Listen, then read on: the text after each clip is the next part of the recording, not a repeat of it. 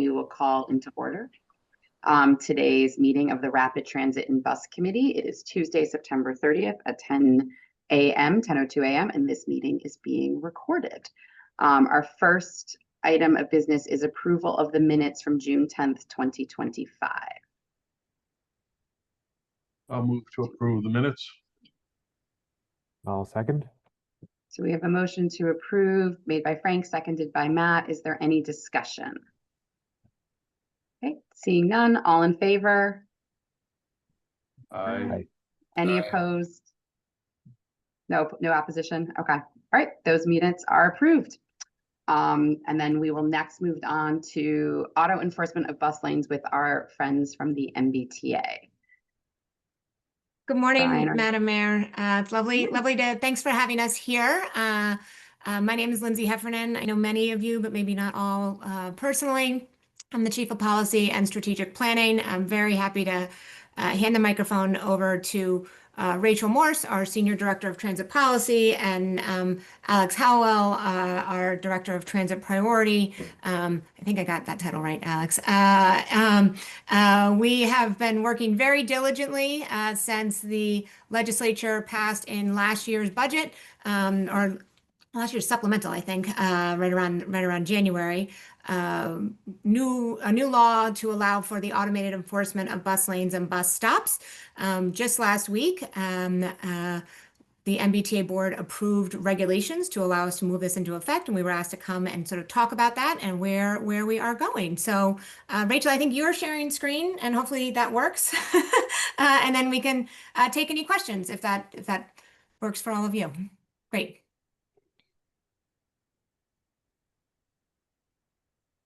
Yes, good morning. Let me know if you can see. I'm not used to using Zoom. We use Teams. But can folks see the presentation? Yep. Okay, sure, excellent. Wonderful. Good morning. I'm Rachel Morse, Senior Director of Transit Policy. I work with Lynsey. And as Lynsey mentioned, we took proposed regulations, which is sort of the last legal step to stand up an automated enforcement program. Took these regulations to our board of directors last week and got a vote to adopt them. And so we're in the final process of filing them with Secretary of State's office. They should be published in the CMR, I think, at the end of October. And then we and the RTAs and municipalities will be authorized to start using cameras. And so I can walk through sort of what's in those regulations and talk a bit, give you a bit of background. But so as Lynsey mentioned, there was a law passed sort of at the very end of 2024, signed in January, that creates Chapter 90K, which allows the automated enforcement of bus stops and bus lanes. And this law lets the T, RTAs, and any municipalities that have MBTA or RTA service use cameras and camera systems to enforce against parking in bus stops and standing and parking in bus lanes. The law did not authorize automated enforcement of moving violations, but we can do standing and parking. And it also expanded Chapter 89 to prohibit standing or parking in bus lanes, which was not previously, there was no state law on point. There were some local ordinances, but it really varied city and municipality to municipality, so there wasn't a statewide sort of law against parking in bus lanes. So now we can enforce things uniformly. And so the law directed the T to adopt regulations, set fine levels, appeal procedures, warning criteria, some reporting standards.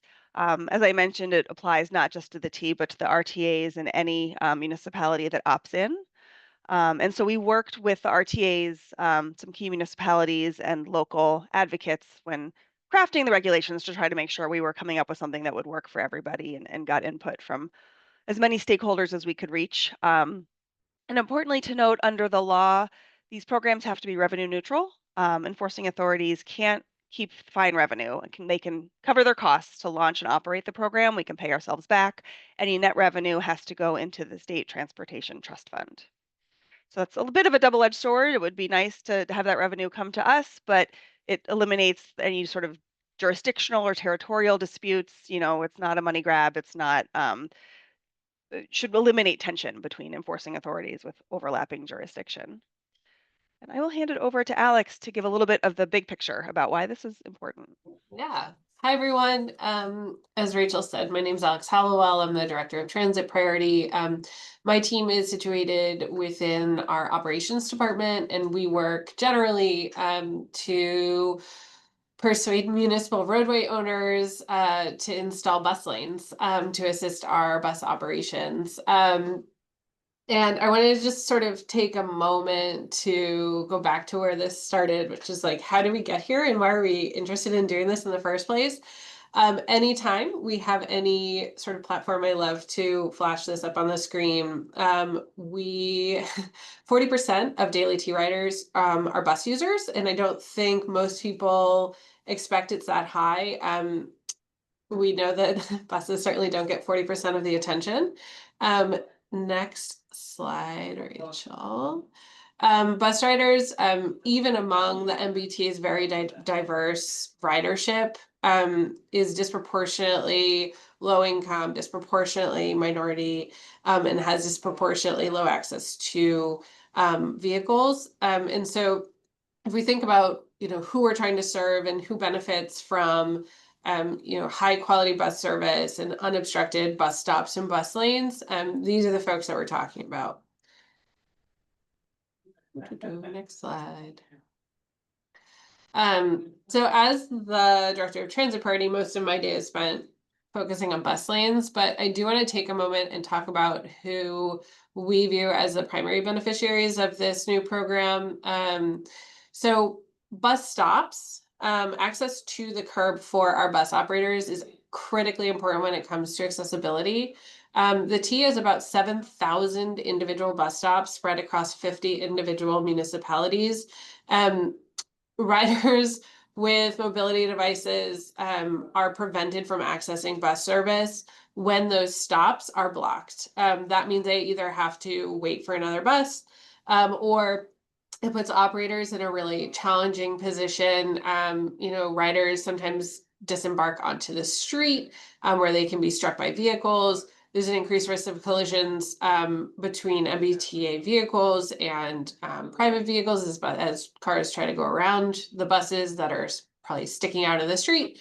All in all, it's a pretty bad situation. When we were doing research into programs, we did find that in New York, about 2/3 of the tickets that they write are for block bus stops. And in DC, I think it's about 3/4. So the overwhelming majority of tickets coming out of those programs are really about blocked bus stops and less so about blocked bus lanes. So I really did want to talk about this as part and parcel with our accessibility program. And we think this is really going to move the needle in our ability to make sure that our stops remain free from obstructions.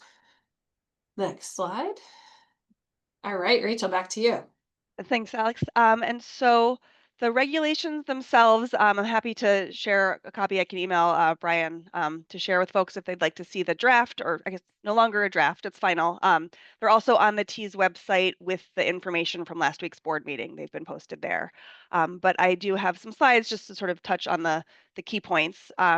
So the contains a definition section, and we try to very clearly define bus lane and bus stop and parking and standing. So we're clear about some cities have exceptions for you can stop in a bus lane for 2 minutes to unload passengers, and we want to be very clear that's not permitted in Massachusetts. And I would draw folks' attention specifically to the definition for standing, which is very broad. As I mentioned, we can't issue moving violations by camera. And so we've defined standing as broadly as possible to really try to capture vehicles blocking bus travel. So standing refers to the complete or near complete stop of an occupied motor vehicle for any amount of time, any purpose, including braking for traffic, traffic signals, pedestrians, and picking up or dropping off passengers. So we hope to really capture as many violations as we can. The statute and then the regulations also contain a long list of exceptions. We've got 14 in the regulation. So there's no liability for a violation if it was necessary to allow the passage of an emergency vehicle, if it occurred while participating in a funeral procession, if it happened while the car was reported stolen, if the motor vehicle was already issued an on-vehicle citation for parking in a bus stop, which was existing law. So if you get a ticket on the windshield first, a camera ticket wouldn't apply.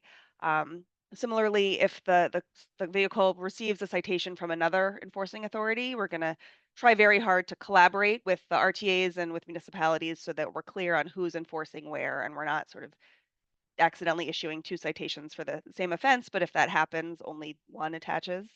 If the violation was necessary for safety of passengers or pedestrians, or if the driver was complying with an officially posted, sign, or complying with the direction of an authorized police officer. If the vehicle is an ambulance or emergency medical vehicle while in performance of a public duty. If it was a firefighting vehicle while going to a fire or responding to an alarm, a police officer or recognized law enforcement while performing a public duty. If it's a utility or service vehicle actively responding to a service call and there's no sort of better reasonable place to park, for example, fixing a down power line, if the vehicle needs to be in the bus lane, that's certainly understandable. If the motor vehicle has been specially authorized by an enforcing authority to park or stand in a lane or a stop, either temporarily or long term. So if we have a special event and, a building owner or we can make arrangements to sort of make exceptions for certain spaces on a case by case basis, or if the violation is necessary to comply with any other law or regulation. Those are all instances where a ticket would not attach. The regulation also allows for warnings instead of a fine, as long as they're issued pursuant to sort of objective and consistent criteria. As in general, warnings will be issued for a first offense in a lifetime, as long as that violation did not cause a danger to public health, security, or safety. And warnings can also be issued sort of when appropriate under the circumstances for reasons of fairness, as long as everybody in the same position gets a warning. For example, a new bus lane in a place where there wasn't one previously, and drivers are needing to sort of learn new rules of the road. So the fine levels, the statute cap sort of gave us a window to set fines between $25 and $125 for parking or standing in a bus lane, and directed us to establish separate fine structures for commercial and passenger vehicles. Parking in a bus stop is $100, which is consistent with the previous Chapter 90, which is still the sort of ticket on the windshield scenario, sort of our existing rules. Bus stop parking is $100 statewide, so that's the same. But for parking for passenger vehicles, parking or standing in a bus lane, the fines start at $25 and escalate to $125 with a 180-day rolling look-back period. So if you accrue more than one citation within that 6-month window, the amount increases. Similarly, for commercial vehicles, our fines start at $50 and escalate to $125, and that has a longer look-back period of 12 months. And then the last sort of item of note in the regulations is data privacy. We heard a lot of concerns about this sort of throughout, and the law contains a number of privacy protections that we brought into the regulation. So any photos or videos captured by these cameras can't be used for any purpose other than bus lane and bus stop enforcement without a court order. These are not public records. They can't be used to identify the operator, passengers, or contents of a vehicle. And any image showing individuals or vehicle contents must be redacted before it can be used to issue a violation notice. And material needs to be deleted 120 days after 120 days, unless longer retention is specifically required by law or needed to enforce the violation. And we also require that any vendors and contractors maintain confidentiality of data collected by their systems. And then our last note, so we held the regulations process requires a public hearing and comment period. So we had a public comment period over the summer and closed that with a hearing in late August at it was hybrid at 10 Park Plaza in the boardroom and also on Zoom. And we really heard overwhelming support from the public for this initiative. I think we got 67 comments total, 47 in writing, and another 20 folks spoke at the hearing. There's some excerpts here. It's a lot of text on this slide, but we heard, smart common sense step forward, and just folks really emphasized the benefits to accessibility, efficiency, safety, reliability, and just sort of really, I think, perceive this as a benefit to not just bus riders, but for safety for pedestrians, cyclists, motorists. I think we really reached a lot of people who agree with the all of the good that this program should do. So brought this to the board last week, and we're, I think, close to having it published. I spoke quickly and said a lot. I'm happy to pause for questions, or I can turn it to Alex to talk about sort of plans for the T's actual rollout. Yeah, do we want to take questions? I don't have anything prepared to talk specifically about the next steps, but I can give some broad strokes as to where we are and generally where we're headed. But oh yeah, I can see hands now. Okay. I have no idea the order that this one is going. Alex, can I also just say some of the people that commented and other organizations that they represent were big proponents and supporters, not all the way through, including getting the legislation passed. And so just want to appreciate the folks who spoke up for bus. We can try sometimes till we're blue in the face, but having individual residents and other groups representing the riding public was really important. So we saw that in some of the comments as well. And when you've seen some familiar faces or names in that list, but it really was important that we had that level of support to kind of get the first time the state of Massachusetts is doing an automated enforcement. And so we also recognize we have to do it well. If others of you want to do things in another way going forward, we need to not mess this up, right? So we're trying to be respectful of that position. So I think the cameras move, the boxes move. So I think that means Andy's first. Is that right, Brian? Should we just informally take these or share? Sorry, Madam Mayor, how do you do this? Okay, go for it, Andy. Great. Super excited that this program just passed the board last week. I guess getting more into implementation type of questions, just to kind of understand how this all works out, is kind of where I'm at. So I think one of the just kind of, I think, more public facing things that just kind of came together for me is, I think Alex referenced, right, like a majority of these kind of automated programs really just focus on bus stop infractions, right, of some sort. So I'm kind of trying to think through the exception process and how those type of things happen in the city.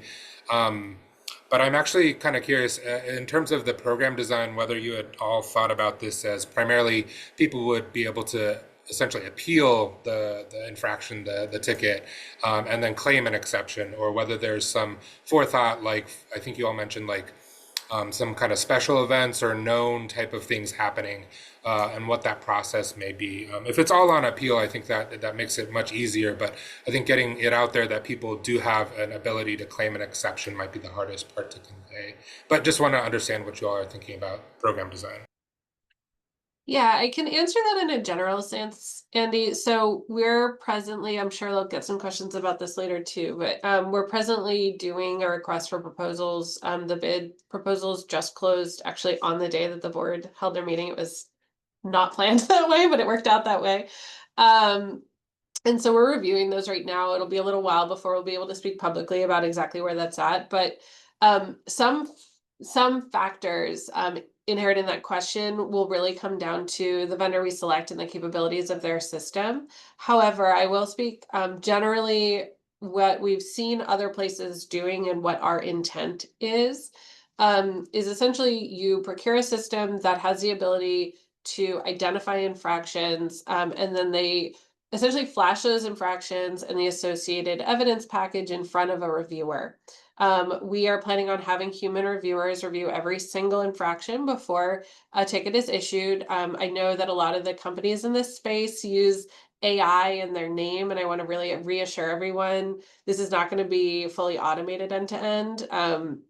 So the goal is to have a human lay eyeballs on each of those infractions and give it the sort of like gut check of, did the computer get it right?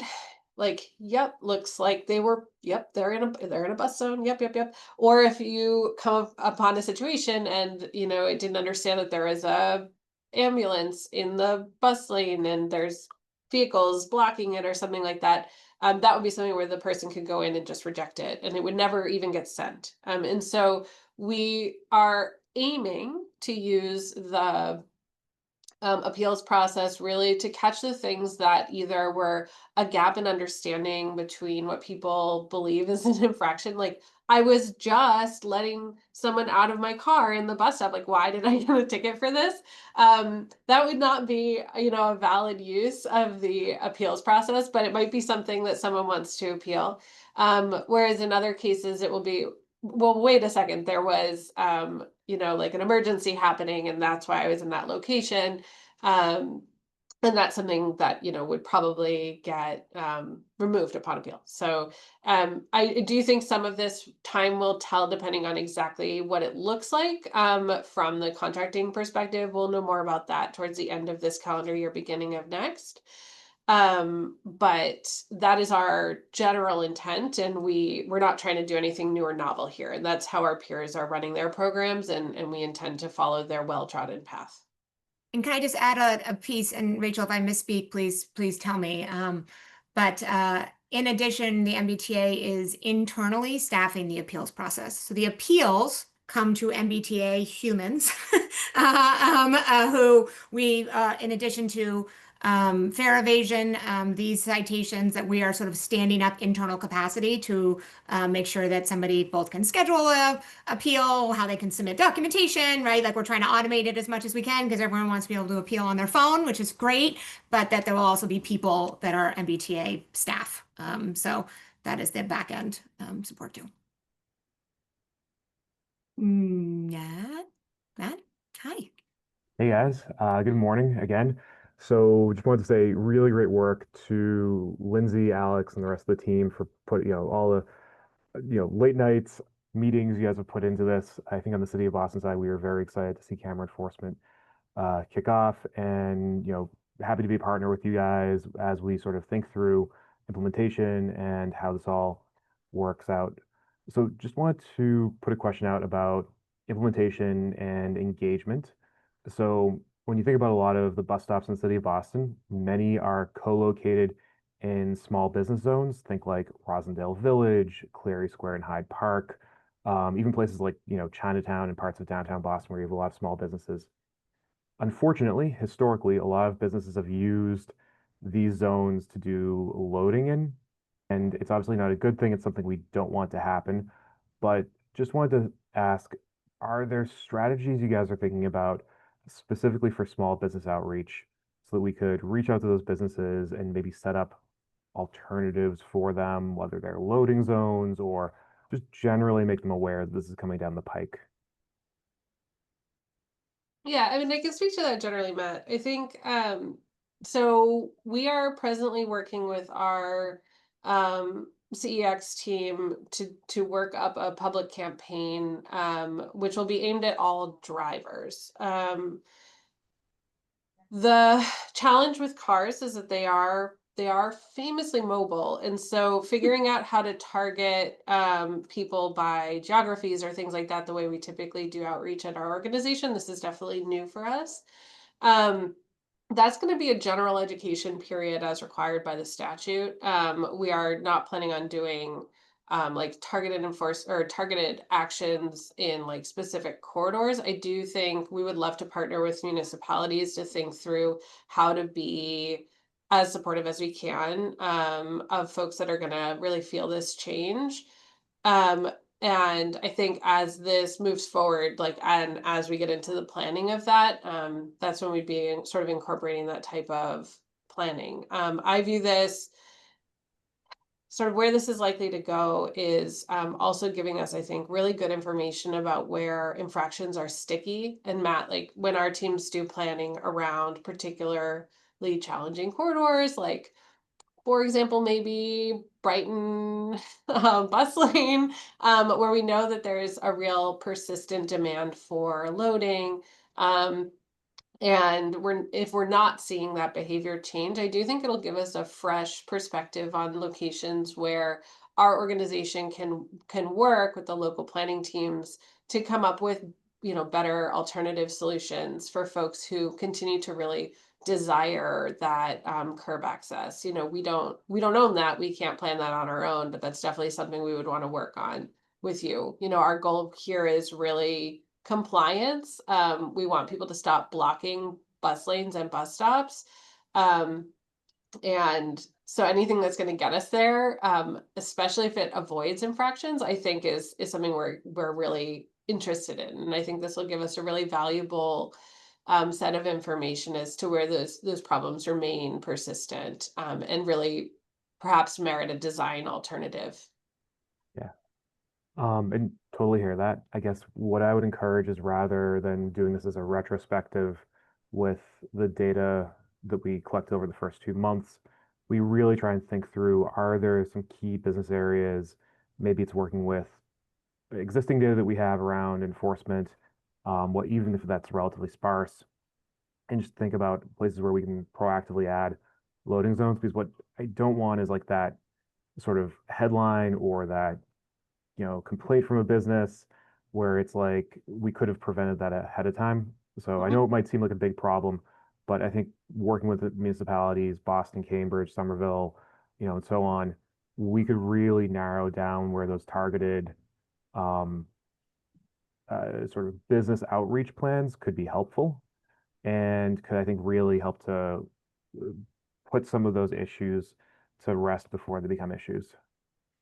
I think, Matt, there's first of all, for all municipalities, we're not going to like surprise one day we're starting enforcement and No, like no, I not understand. tell you, right? And so like we with that, obviously this is a long partnership, and so I think each area is different and unique, and a special snowflake that needs its own sort of thinking. But we'll also, I think, want to follow the municipality's lead, and want to partner with them about, in some places we may need to do something that looks a little different. The T has a requirement by statute to do a 60-day public process, and we will do that to educate people. And then what is necessary above and beyond that is going to look different, I think, as Alex said, sort of corridor by corridor.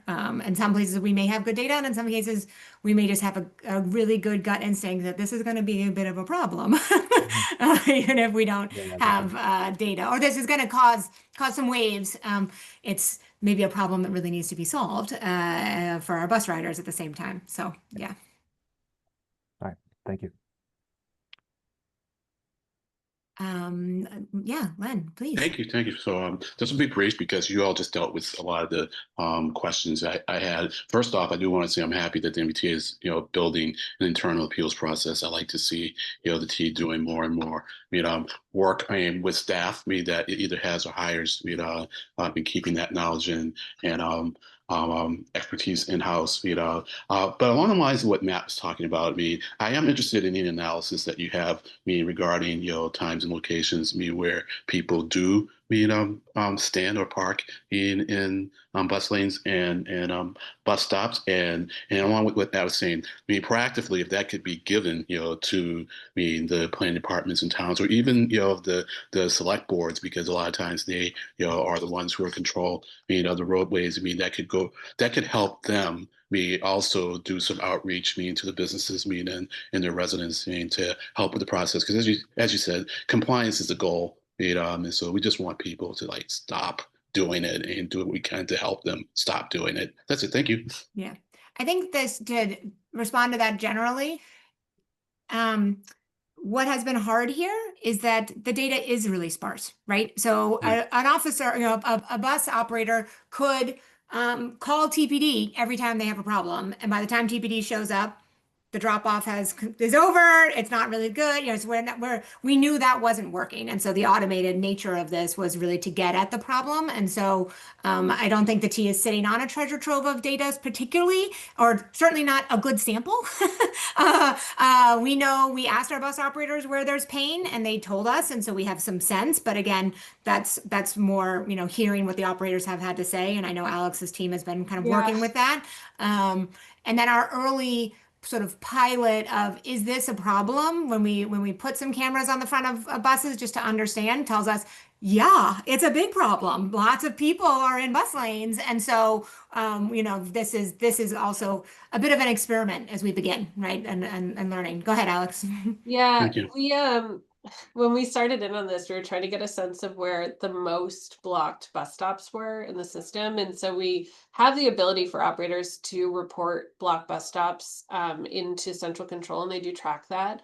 But because it is such a pervasive issue, they don't report it because they're like, why would I waste my time doing that when nothing happens, is sort of the perspective. And so we actually did targeted outreach to a specific garage of operators and said, hey, we're trying to collect specific information for this specific program.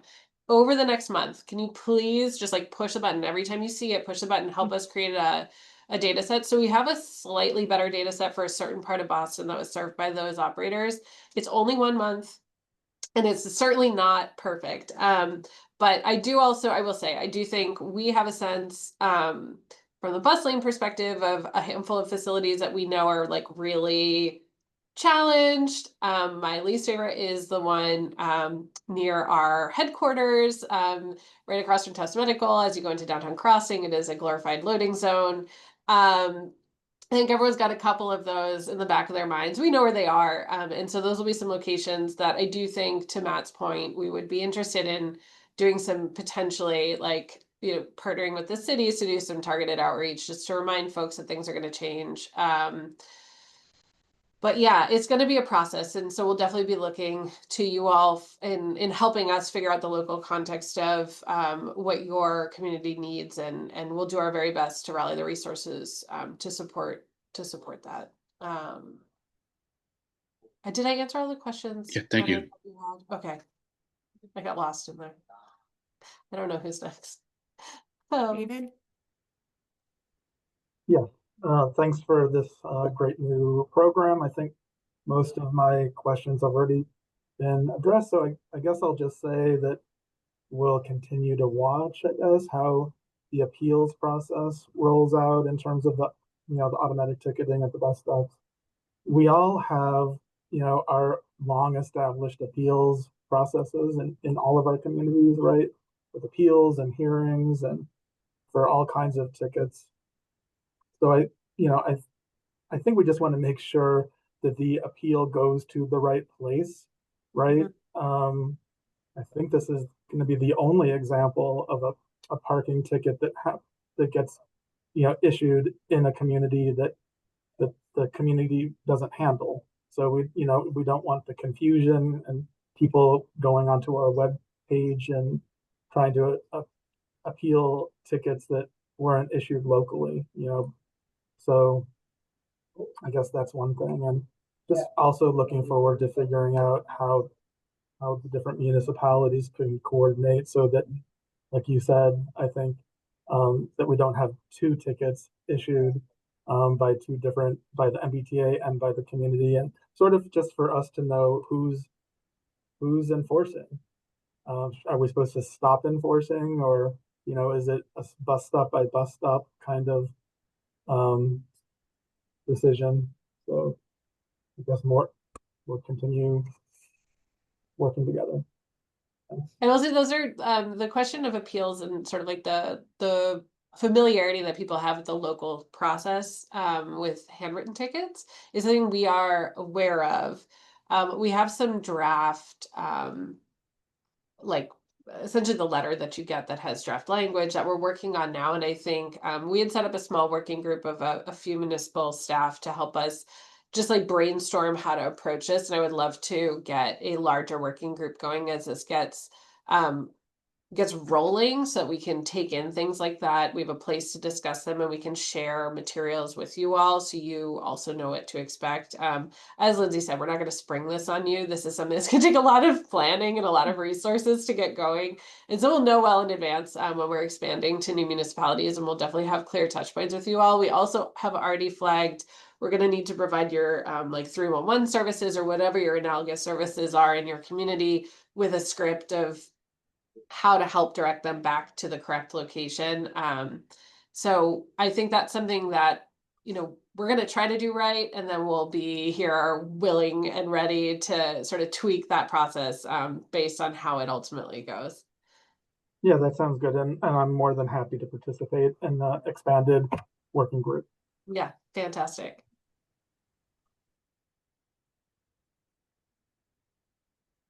Alan?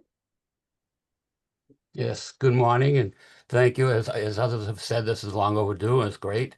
My question is more from the motorist side of this thing. In your public process, how are you going to educate them on the identification of a bus stop. When you have two signs, you have a duration, it defines the bus stop length. When you have only one sign, how does that define? And often you have a missing sign and your automated system may say that's a bus stop there. So how do you handle that education for the individuals?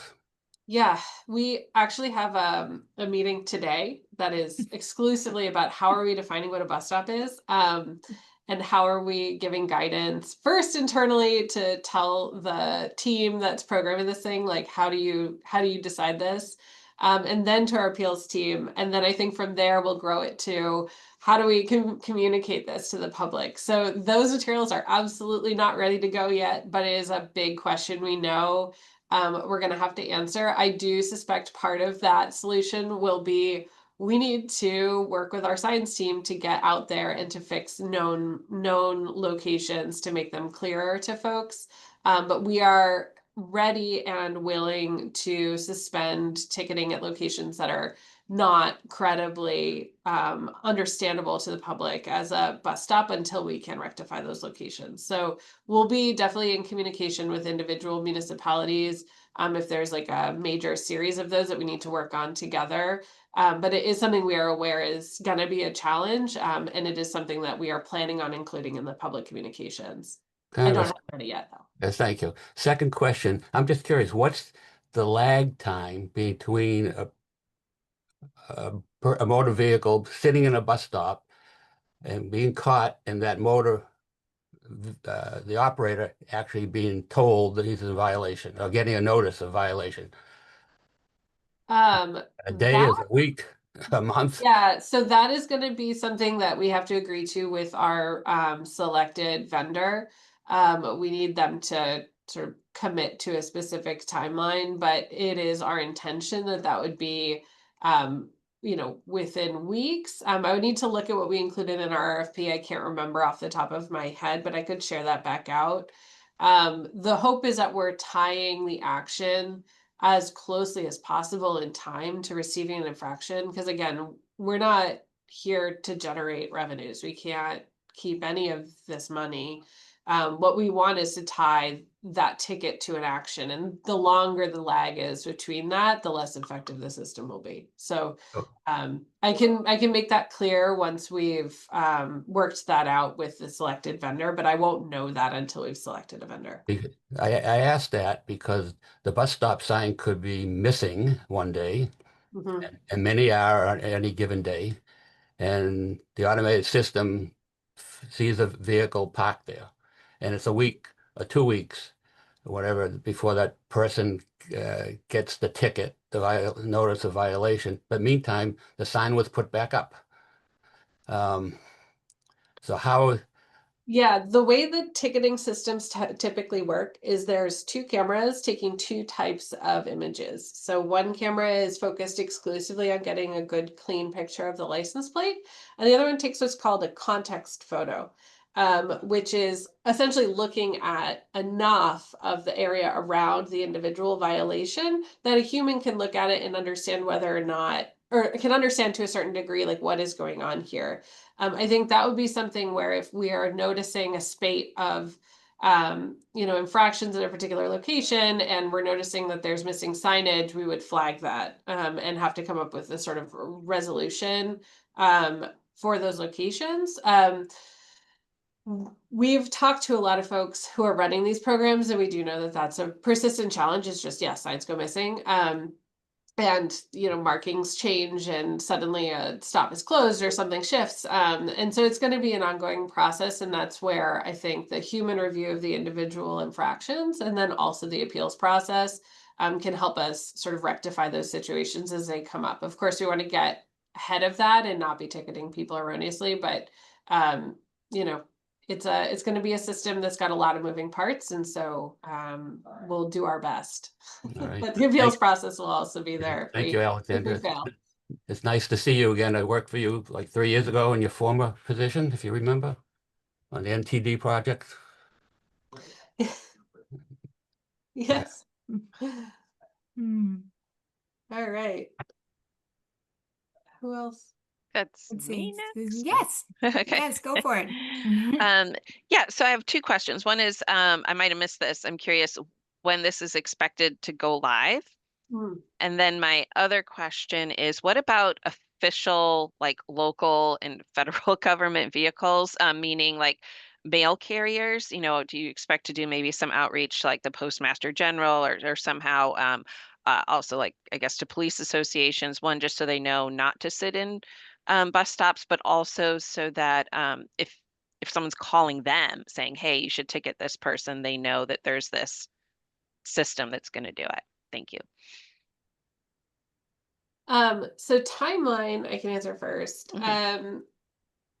TBD. We've essentially set a very aggressive timeline for ourselves. I personally am motivated by tight timelines, and I found our colleagues are as well. I think we'll probably miss some of those timelines, but the aim is to do this swiftly. Right now, we're anticipating the RFP award will happen towards the end of this calendar year or the beginning of the next. Unfortunately, the bidding process or the award process will be right around the holidays. So technically our timeline says December. I'm not sure that's actually credible. And then we'll probably need to do some public communications around the award. Depending on the size of that, it might need to go to our board. And so that could sort of slow or delay the overall launch. We've set some pretty aggressive timelines for how quickly we're looking for them to do installations and system programming. Some of that will also be subject to the contract negotiation process as to whether those milestones are reasonable or need to be adjusted. But the aim is that this is happening out of at least one garage. So we'll do launches. We have 8 bus garages. And the aim is that we're launching the first garage, I would say, in spring 2026. Again, that is very aggressive. And so I may be back in a couple weeks, hat in hand, saying it's not going to happen. But that is my earnest aim, and I do think it is doable. From there, we would roll out sort of based on what we've learned from the first launch and how swiftly we think we can add additional garages. Each garage will add new routes and new stops that need to be configured. Some will be more complicated than others to do, but we would roll sort of garage to garage to garage on a swift basis. Until we've done the full installation. The aim right now, again, this is all subject to the negotiations with the vendor and the overall pricing structure, but the aim is to do about 30% of the bus fleet. So each garage would have about 30% of their vehicles installed with the cameras. We're not looking for 100% saturation, just enough to sort of persuade people that they might credibly get ticketed. And sort of go from there. If we need to scale that up, we could go back to the drawing table and add more. And if not, then we can proceed with that number. And I think one of the things that we're hoping to do with the timeline is, deliver to the legislature that we think this makes sense, that this is important, and also frankly to the municipalities who for years have installed various pieces of transit priority, but when we can't enforce, we know that there's a credibility problem, right? My 27-year-old nephew tells me somewhat gleefully how he drives in our bus lane because no one ever stops him, and I'm like, no, that's a problem. That's not good. So we have some work to do when we know our communities, and our residents have sort of have given the space, and yet we don't have enforcement. We have both a credibility problem for our bus riders, is who Alex sort of started the meeting wanting to talk about, but also the people in the communities, right, who have these things installed, and we're not doing what we need to. So, did I cover all the questions you asked? Just making sure that that you consider the outreach. So like for the mail carriers, the police officers, and so on. Yeah. Certainly, I think there's some of those are easier than others, right? And that you mentioned. So certainly through like our transit police department have strong relationships with all of our municipal police forces, and so I think there's some easy lifts to let them use those networks that exist. There are lots of businesses who think it's part of the daily business to use our bus lanes, right? And so whether they are a federal or an Amazon truck, right, or a postal carrier or UPS, and so this is gonna take some time, I think, and in some cases, I think even an attempt to, notify, all the big brown box trucks out there is going to be difficult until they start to get some tickets. And so I want to take that both seriously and say we can send some letters to their CEOs. And I don't know how effective that's going to be for the person who rightly has a job that has a schedule and that may not be reasonable and is encouraging them to sometimes cut some corners. So that, where there's a little bit of a tension here as we move through that. Thank you. All right. Amy? Hi. Yeah, I had a kind of series of related questions. So it sounds like with the procurement process that Alex was talking about, the MBTA's implementation will mostly be cameras on buses.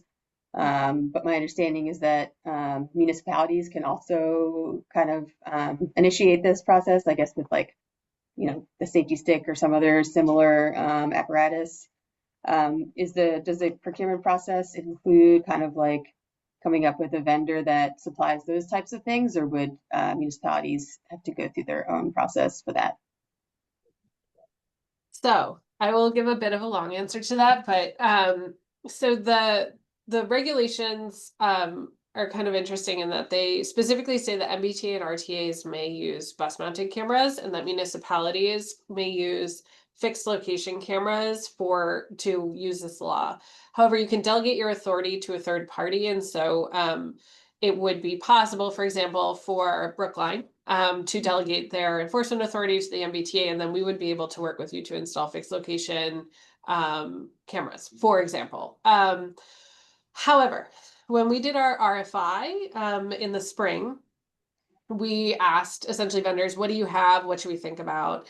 And it became clear that there is not one vendor in the United States that does both bus mounted and fixed location cameras. So we had originally assumed we would do a small procurement of fixed location cameras in addition to bus mounted. But our procurement lead, I think, rightfully advised us that we don't want to get into a contracting situation with a bunch of subs if we can avoid it. And so we decided we would launch the bus mounted program, which will give us the geographic coverage that's really essential for enforcing block bus stops. Again, across 50 municipalities, it's nigh impossible to credibly enforce those with people.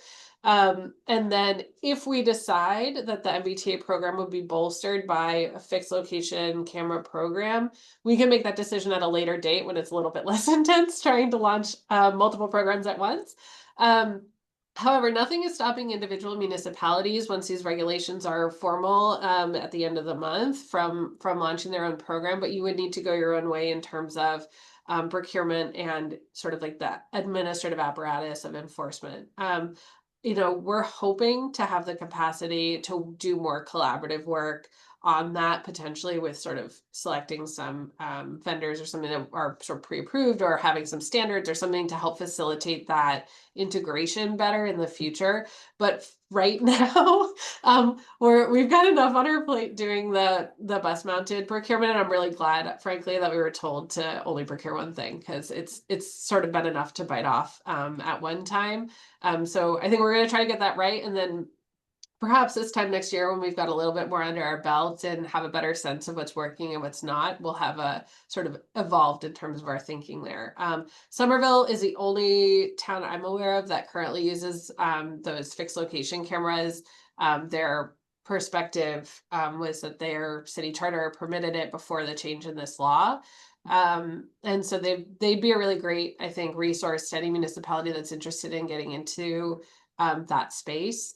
But yeah, for the time being, the T is not taking that on yet. Happy to play facilitator in the future when we have a bit more bandwidth. Okay, I have kind of a follow-up question to that then. You'd mentioned in the presentation there was a mention of like the municipalities opting in. Does that mean you have to, like a town or city has to opt in to allowing the bus mounted camera to do its thing, or like does that mean we're opting in for initiating a process and does that opt-in include the, I don't have the number of the state law, but that state law that says you have to affix tickets to the windshield, you can't mail them? Or is that a totally different thing? So it's the latter scenario. So the municipalities would opt into standing up their own stationary bus stop cameras. So the T is going to put cameras on buses and go everywhere that we have service. And then it's an optional for the municipalities to also use cameras to enforce bus stops. So the existing, the Chapter 90, I think it's Section 20A, that's sort of the current, no parking in a bus stop, $100 fine, that just stays the way it is. So if you do have parking enforcement officers on the ground issuing, in-person tickets, they can continue to do that, or you could change to have them stop doing that and instead install, safety sticks or whatever, within your discretion. And then if, we certainly would want to collaborate. So if you did decide you wanted to stand up, put in pole mounted cameras, let's talk about it so we can make sure we're not overlapping and sort of set us both up for success. But it's the municipality's option to do that or not. Cool. Thank you. Yeah. So again, Alex, Lynsey, Rachel, thank you. This is amazing. And the fact that it's an all-woman team doing this is really cool too. So well done. Amy Inglis, who just preceded me, is leaving Brookline like tomorrow. Oh. So this is her last time on this committee. I tried to file legislation to prevent her from leaving, but the state rep wouldn't file it for me because I chair the transportation board in Brookline, and Amy is invaluable. So Amy, we will miss you. And I've said this publicly before, but I'm saying it again. You also stole all of my questions about municipal implementation. So again, thank you. I guess my only then comment would be to the T folks, there's always going to be edge cases. Don't let that stop you. Just keep going, keep pushing, and we will be here to support you. If you need the advisory board to help do a multiple town-wide, city-wide procurements or whatever, we're here to help you. So this is amazing, and please don't stop. Keep going. Yeah, no, thank you, Brian. And I do think as part of there's sort of a formally what we'll do for the engagement of the public. And I think there's so much more that we want to do with, through the advisory board and all the municipalities and getting the information out. And so, like I said, having TPD reach out to the police chiefs is one way, but it's not the only way. And so if you, as you think about ways for us to do some of that communication too, is that this is coming, really, as we get into the new year, we don't want to tell people too soon and not have it roll, but welcome your suggestions. So, Andy, you're back. What else? What do you got for us? I think the other question that I had, so you all mentioned that there's some discrepancies between local and kind of this set of regulations as it pertains to what is an acceptable use of a bus stop. So I guess it's probably not going to be a concern because if the buses are running on service and they're running the camera mounted enforcement cameras, our regulations would say that's a problem, right? You should not be in the bus stop at that point. But I'm wondering whether buses that are not in service, that are deadheading between different trips, would also be expected to be looking at bus stops out of service. Alex. Yeah. So you have an answer. That's okay. No, we debated this. So right now, the deadheading buses could be keeping an eye out. And that is our current intention. So we did look at the way the law was written, and it does not specify that there needs to be an active obstruction of a bus. Like if you're blocking a bus stop, it does not have to be impacting an actual bus in order for that to be illegal. And so for that reason, we are intending on using buses that may not be serving a particular stop, but they're passing it, whether they're in service or not, they would still be able to take images. I do think there's a question as to how the vehicles are configured and which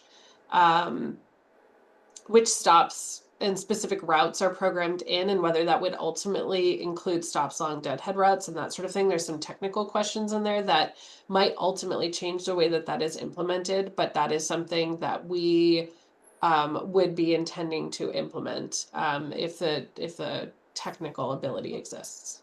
Okay. Oh, I also want to say this is entirely automated. Something that we heard loud and clear from our operators was that they wanted nothing to do with ticketing. While they're extremely, I've never gotten applause when I go to a bus garage before until I told them we were launching this program, and we got a standing ovation at one of our safety meetings. They're amped, don't get me wrong, but they did not want to be personally responsible for pushing buttons or being involved in any way in the ticketing. And so I do want to make it really clear to all of you, and we're going to try very hard to make it clear in all of our communications to the public. The operators have nothing to do with this. Right. They're driving the buses. That is their job. Their job is to drive buses safely. The system will be fully automatic. And so yelling at the bus operator because you think that they just ticketed you will not be helpful. And so that's something that we're trying to be very sensitive to, and again, will be a core part of our communications out, but I want to use you all as proxies for making sure you disseminate that information as well. Their jobs are hard enough. We don't need another reason for people to get angry at them. Yeah, I was just gonna respond to say our parking control officers in Cambridge are taught to actually look for a threat before they place that ticket. From anybody physically wanting to assault them for placing the ticket, even when they know they're in the wrong. So I'm sure the operators are very happy about that. One other quick just follow up then.